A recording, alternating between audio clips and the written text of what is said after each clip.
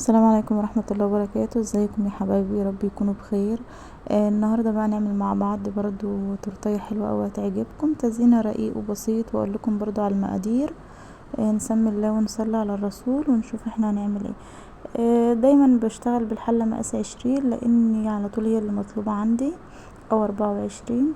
ما عنديش حلة 18 ما بتطلبش مني خالص، ولا 16. يعني من ساعة ما اشتغلتش الا هي بمقاس 20. كل شغلي مقاس 20، طبقتين، 4 طبقات، 3 طبقات، هي مقاس 20 اللي بشتغل بيها لحد دلوقتي. يعني لسه ما عملتش اي تورتيه مقاس 18.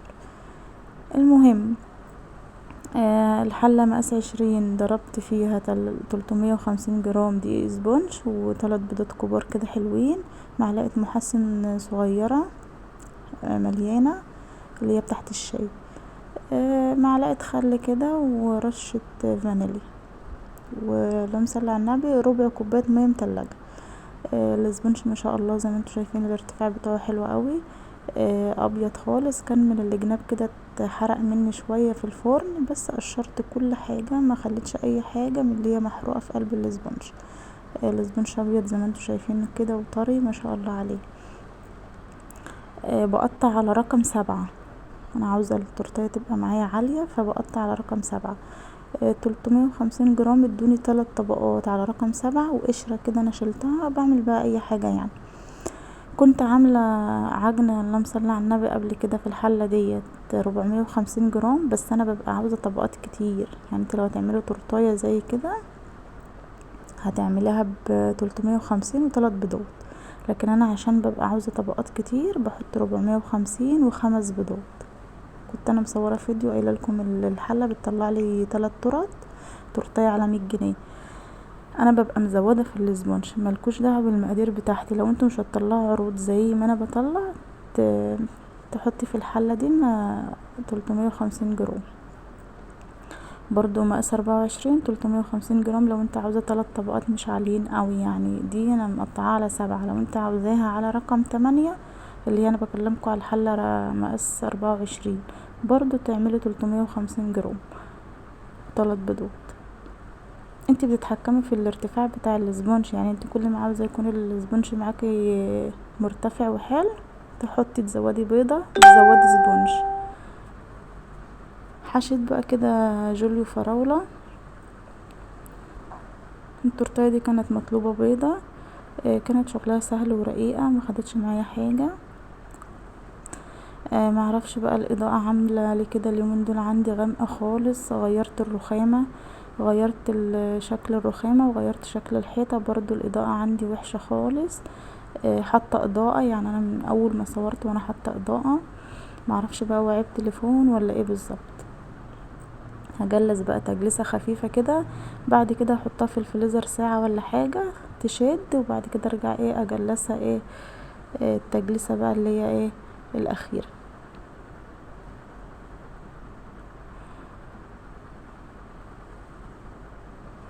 هي طبعا التورتيه كانت عالية، بس مش باينة في التصوير ان هي عالية زي الحقيقة. يعني في الحقيقة ما شاء الله يعني كانت عالية او حلوة. بعد ما قعدت ساعة كده ارتاحت، انا بحطها في الفريزر، ما بحطهاش في التلاجة. انا بحب اي تورتيه بقفلها احطها في قلب الفريزر، بحس ان هي مسكت نفسها كده وبقت حلوة. التورتيه دي خدت مني كوباية كريمة. انا بجيب كريمة المتحدة. ساعات بجيب المتحدة اللي هي هايبر المتحدة، وساعات بجيب توب المتحدة. يعني الاتنين حلوين.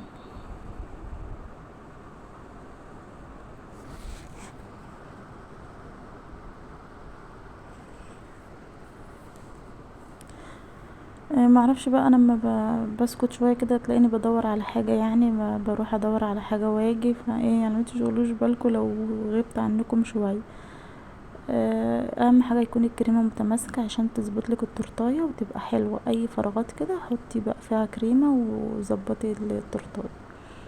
التورتايه دي 3 طبقات على رقم 7، هبيعها ب200 جنيه. ممكن انتي تبيعها ب150، بس انا طلعتها ب200 جنيه لاني ما شاء الله كان الارتفاع بتاعها عالي وخدت شغل كتير. مش خدت بقى شغل كتير، خدت كوباية كريمة. الاسبونج طبعا طبقته عالية، فبتحطي عليها بتطبعي لها صور، فهي يعني حلوة ب200 جنيه.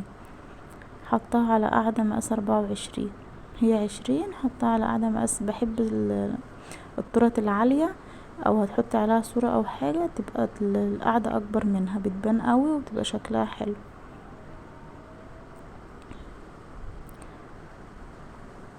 هسوي بقى كده سطح التورتاية.